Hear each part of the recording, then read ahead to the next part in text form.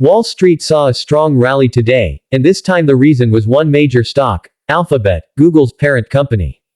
If you're wondering why the US stock market suddenly looks so strong, stay with me till the end. Alphabet shares jumped sharply, lifting the nasdaq and adding momentum to the broader market as investor confidence grew after the company's AI-focused updates and its long-term growth outlook. The market is no longer seeing Google as just a search company, but as a leader in artificial intelligence, cloud computing, and digital innovation. This rally didn't stay limited to Alphabet alone, because when a heavyweight tech stock moves, the entire index reacts, and that's exactly what happened with the Nasdaq today. Traders viewed this move as a positive confirmation for the tech sector, even as investors continue to closely watch interest rates and inflation data that could impact tech stocks.